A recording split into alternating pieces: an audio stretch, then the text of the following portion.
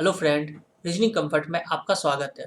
जो लोग अब तक सब्सक्राइब नहीं किए जल्द से जल्द सब्सक्राइब कर दीजिए, जिससे हमारे आने वाले सभी वीडियो की जानकारी आपको मिलती रहे। आज का टॉपिक है बॉक्स पजल। तो क्वेश्चन देखते हैं बॉक्स पजल का। बॉक्स पजल जो है आपके बैंकिंग के लिए काफ़ी मोस्ट इंपॉर्टेंट है, क्योंकि ये आपके प्री प्लस मेंस दोनों में आते हैं। ये साथ साथ आईपीएस में भी पूछे जाएंगे, साथ साथ आरआरबी ग्रामीण बैंक में भी। तो ये दोनों सेक्शन में कवर किए जाते हैं। तो हम लोग देखते हैं बॉक्स पजल क्वेश्चन। क्वेश्चन आपको यहाँ पे बाइलिंगुअल दिया जा रहा है, जो आपको हिंदी और इंग्लिश दोनों में है। तो चलिए हम लोग पहले बनाते हैं कि कैसे ये क्वेश्चन को बनाया जाता है। तो क्वेश्चन में दिया हुआ है, सबसे पहले आप इन्फॉर्मेशन को पुट करोगे कि यहाँ पे इन्फॉर्मेशन क्या बोला जा रहा है। तो सबसे पहले दिया हुआ है 7 बॉक्स, MNOPQRS, 7 बॉक्स के बारे में बोला गया, but not necessary in the, मतलब जितने बॉक्स है इस क्रम में नहीं होंगे। Each box have different shape, square, triangle, rectangular, hexagonal, conical, pentagonal and octagonal. ये बॉक्स के बारे में बेसिक इन्फॉर्मेशन था यहाँ तक। यहाँ से यहाँ तक का जो इन्फॉर्मेशन आपको दिख रहा है, ये एक चेन रूल है जो आपको बॉक्स का डायग्राम बनाना है। इसी से हमारा डायग्राम तैयार होगा। तो पहला लाइन पढ़ेंगे, the hexagonal box is kept immediate below M. इसने इन्फॉर्मेशन दिया कि हेक्सागोनल बॉक्स जो है एम के ठीक नीचे है। तो आप इसको इस तरह से लिख लो। मगर ये ने कहा कि ये ठीक नीचे है, तो उसको एरो से आप इंडिकेट कर दीजिए कि ये नीचे है एम के, और ठीक नीचे है तो वहाँ पे आप इमीडिएट वर्ड जोड़ दो, क्योंकि आपको अगर जब डायग्राम बनाओगे तो वहाँ पे ये हेल्प आएगा कि एम के ठीक नीचे है। अब नेक्स्ट लाइन पढ़िए, only 2 box are kept the hexagonal and square. इसने कहा हेक्सागोनल और स्क्वायर के बीच में टोटल कितने बॉक्स हैं? 2 बॉक्स है। तो आप इंफॉर्मेशन को पुट करके यहाँ लिख लीजिए।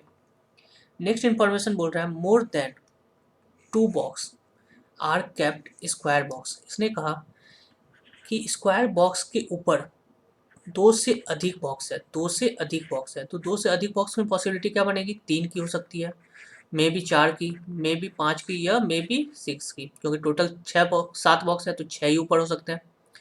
तो ये आपकी कंडीशन आ गए। अब नेक्स्ट कंडीशन आप पढ़िए, only 1 box is kept between square box and R. इसने कहा स्क्वायर और आर के बीच में एक बॉक्स रखा गया है, दोनों के बीच में एक बॉक्स होगा।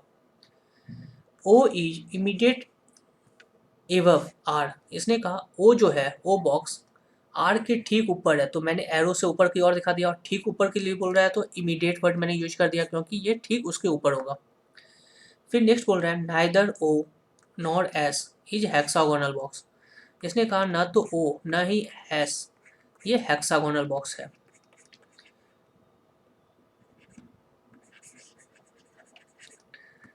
नेक्स्ट है S is keep immediate above pentagonal box. इसने कहा एस के बारे में कि एस जो है पेंटागोनल बॉक्स के ठीक ऊपर रखा हुआ है। तो आप इसको एरो से ऊपर की ओर दिखा दो और इमीडिएट वर्ड यूज कर दीजिए उसमें।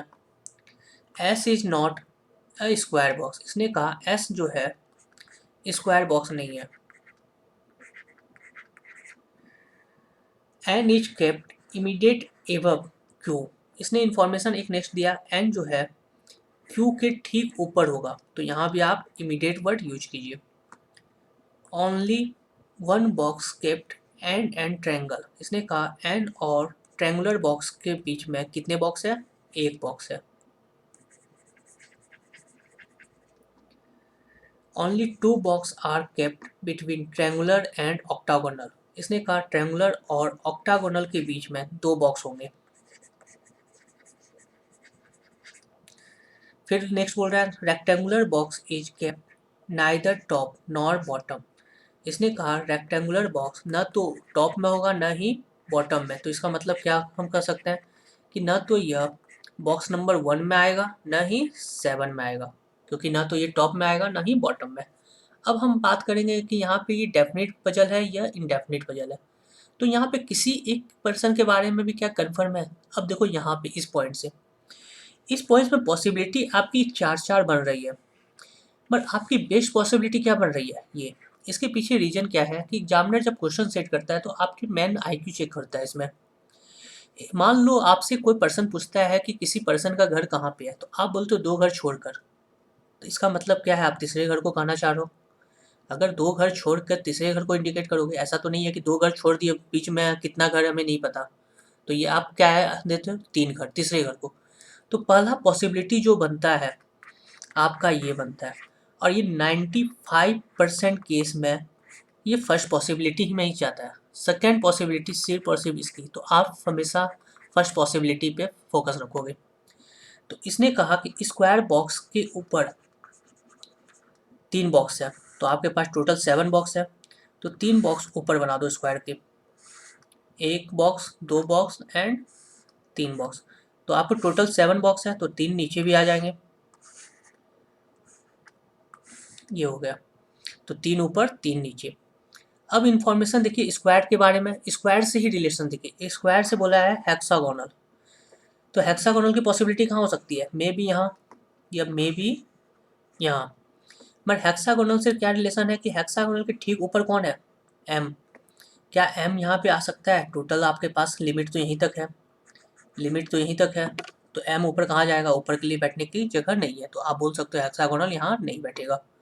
तो हेक्सागोनल कहाँ बैठेगा, हेक्सागोनल यहाँ पे आ गया, तो एम कहाँ बैठेगा, ठीक उसके ऊपर है। तो ये डायग्राम आपका यहाँ तक कंप्लीट हुआ।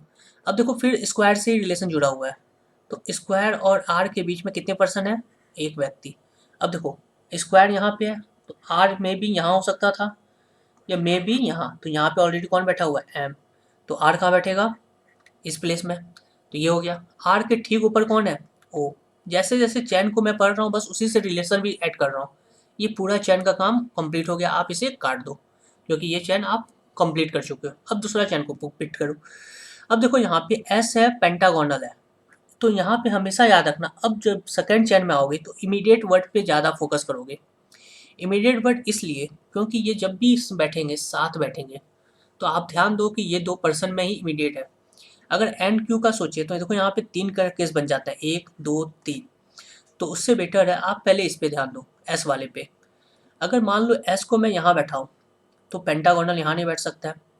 एस को मैं यहाँ बैठाऊँ तो एस के लिए मना किया है कि ये स्क्वायर नहीं हो सकता है, तो एस यहाँ भी नहीं बैठ सकता है, एस यहाँ भी नहीं बैठ सकता है, तो एस यहाँ नहीं बैठ सकता है क्योंकि नीचे उसका पेंटागोनल है और आपके पास टोटल 7 ही बॉक्स है।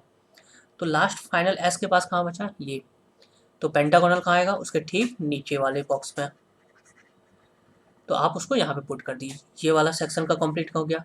अब बच गया ये 2 पर्सन जो इमीडिएट है, तो देखो इमीडिएट के लिए अब 2 ही जगह बचे हुए हैं, आप आराम से इसे पुट कर दीजिए।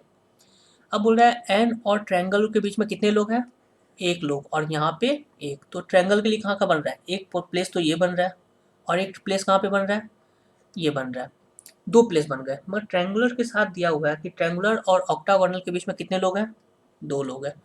अगर मान लो ट्रायंगुलर यहाँ बैठे तो क्या ऑक्टागोनल यहाँ बैठ सकता है, ऑलरेडी यहाँ पे कौन है, स्क्वायर बैठा हुआ है, तो आप बोलोगे ट्रायंगुलर यहाँ नहीं बैठ सकता है, तो फाइनल हम डिसाइड करेंगे कि यहाँ पे बैठेगा। अब ऑक्टागोनल 2, तो 1 2, तो यहाँ पे हम ऑक्टागोनल को बैठा देंगे, ये आपका यहाँ पे ऑक्टागोनल हो गया। अब बोला है रेक्टेंगुलर जो है ना, तो टॉप में बैठेगा नहीं बॉटम में, मतलब रेक्टेंगुलर इस प्लेस में 7वें प्लेस पे नहीं बैठेगा, तो रेक्टेंगुलर कहाँ आ जाएगा, रेक्टेंगुलर इस प्लेस में आ जाएगा। अब जो बच गया आपका आप उसे पुट कर दीजिए, तो बच क्या रहा है आपका, तो आप बोलोगे सर यहाँ पे क्रोनिकल बच रहा है, तो आप यहाँ पे उसको पुट करिए। और पर्सन में कौन सा बच रहा है, आप पर्सन का यहाँ से आप पुट कर दीजिए। देखिए एम का काम हो चुका है, एन भी आ गया है, ओ बचा हुआ है, ओ भी हो चुका है, पी नहीं आया है, तो आप पी को पुट कर दीजिए। तो ये आपका पूरा बॉक्स बन के तैयार हो गया। क्या